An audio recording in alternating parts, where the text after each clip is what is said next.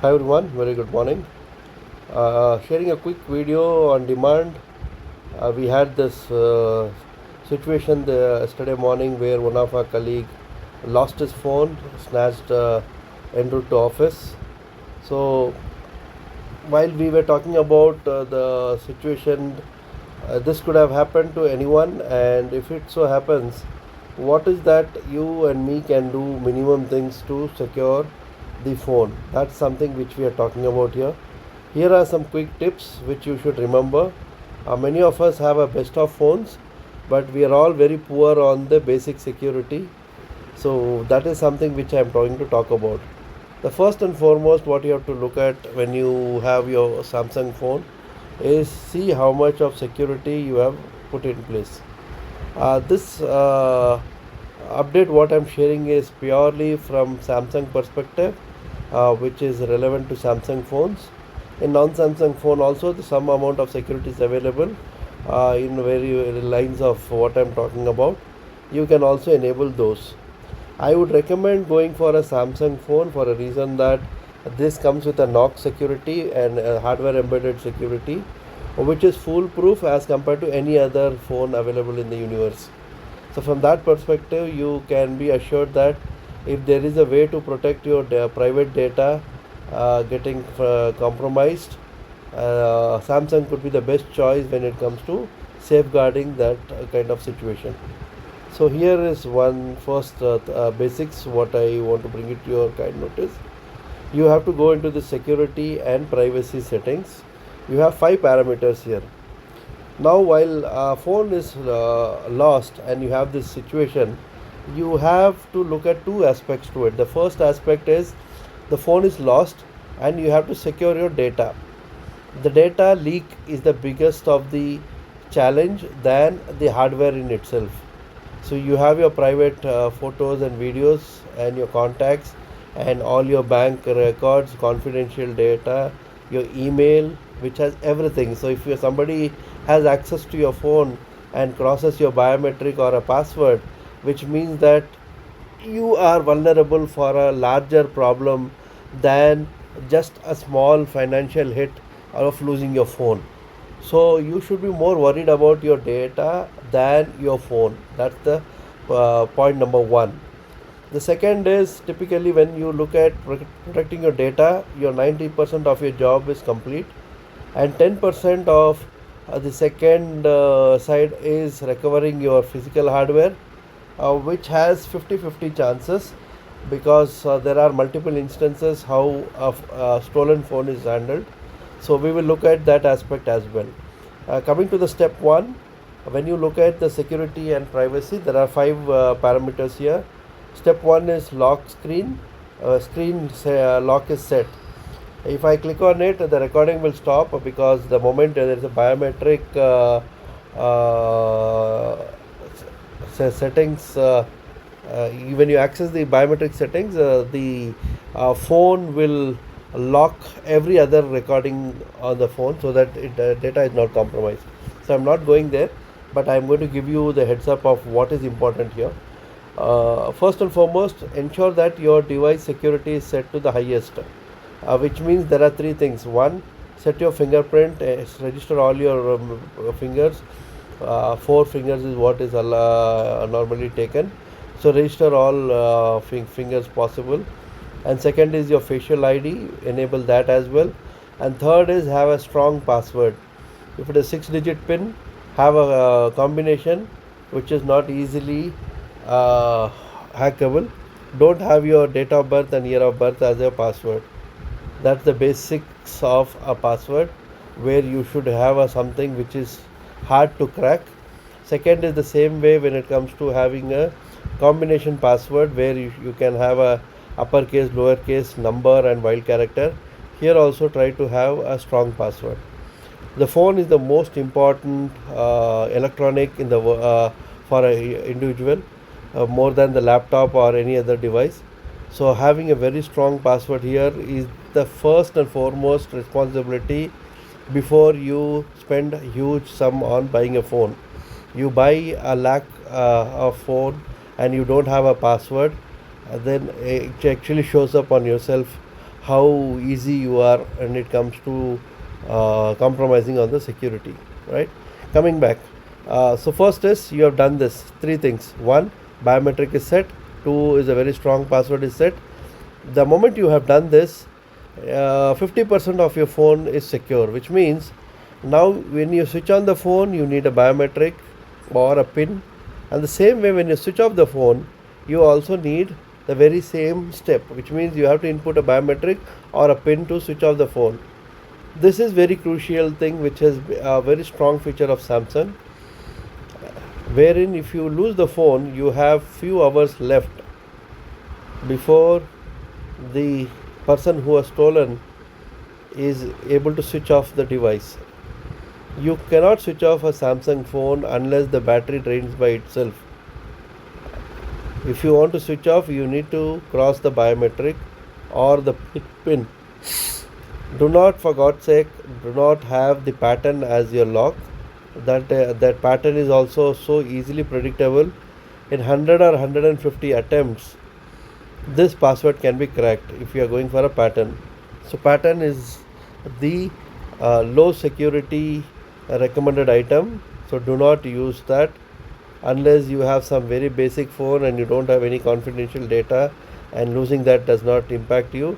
You can take chances. Otherwise, I would strongly recommend go for a biometric or go for a strong pin. I am repeating this time and again because even after hearing all this, we have our friends and colleagues and relatives who will still not follow and come back to you saying that they have lost the phone, and they'll seek your guidance if there is something we can do about it in securing it, when they themselves have not done the very basics.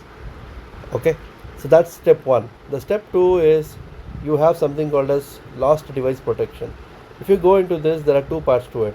One is Find My Mobile and two is theft protection. The first is when you go on Find My Mobile, there are three settings inside it. So when you click on it, you will see one is allow this phone to be found, send last location, offline finding. All these three settings should be enabled. While this will take some amount of battery, but this is still on a safer side. The negligible battery drain what is there is more important than losing the phone and feeling sorry for not doing so. So from that perspective, you should have this enabled. These three features will enable you to ensure that even if the phone is getting switched off due to the battery drain, it will send the last location before it dies off. So that is very, very important. It will actually take any network, any kind of SIM, whichever SIM is installed here. It is not dependent on the primary SIM which you had deployed. The hacker who has picked up or the stealer who has done it, if he is inserting a SIM, even then that scenario, the phone will send the location before it gets switched off by itself, not by user, because he doesn't have your access of biometric. The second is offline finding, which basically allows you to track the phone using the Samsung network system, where the phone will communicate to another phone if it comes into proximity of Bluetooth. It uses a BLE technology where using the low energy, it will still transmit and tell the other device its location, and if the other device is able to read that, it will basically pass on this to the cloud, and from the cloud when you log in, you will still get it, but the proximity will be little larger area. It will not be very precise, but at least you can make out within a 1 kilometer or half a kilometer radius. This is an important feature which you should also have it enabled. So three pointers here which you should remember. Moving forward on theft protection, there are three settings here. One is your theft lock detection lock. When you click on this, if at all the phone basically detects any kind of abnormal behavior of motion or some vibration or sudden movement from on the phone, it will immediately detect it as a theft and lock by itself. So this is a very important feature. Many times you may see that the phone gets locked. You'll find that even in your car, if the phone gets dropped from the seat or you drop the phone on the floor, it will instantly lock, thinking that the phone has got into theft motion. So that's one good situation to be in than losing the phone and not having a situation to lock it. The second is an offline device lock, where if there is a immediate network loss for a given period, it will lock by itself, which means if a person who has robbed your phone removes your SIM and keeps it on offline mode, then also the phone gets locked in a scenario where you have not locked it in the first place. The third option is a remote lock, where you can go into this. If it is on a enabled state, you can go into this particular login, input your mobile number, and then click on lock device. The moment you click on it, the phone will lock. So these are the 3 steps where you can lock the device. Other than that, you can also go to the Find My Mobile settings, and on the web you can always send a message, send a ring as a stolen phone, and do that extra things where you can caution the user to return the phone. Many times what we do is on a Find My Mobile we send a message saying that this is a lost phone, please return it and get a reward. You can always put a reward of 5,000 or 2,000, whatever kind of money you are okay to spend and recover the phone. You can always do it so that the person who have robbed, who will anyway try to sell it for 5 or 10,000 rupees for fast money, so he may choose to go and return and get the same money. So there is that is one possibility where you can basically psychologically influence the person who has stolen the phone. That's one way to do it. The second way is to typically track the location and wait for it to insert a different SIM, so that you get to know what is that next step he is into.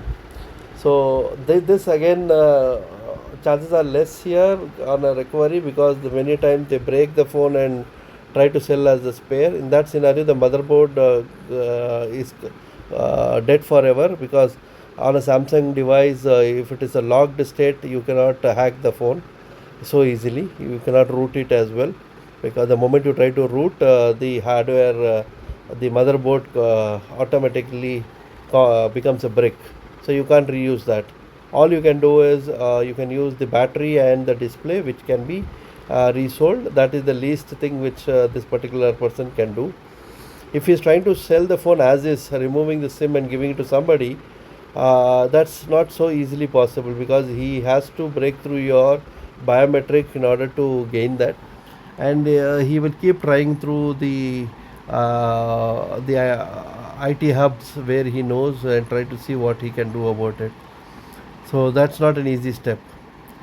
So with that, you still manage to secure your phone, and you wait for some time before this person so sells it to somebody, and he gets to know that it's a stolen phone. So those are the ways how you can look at it.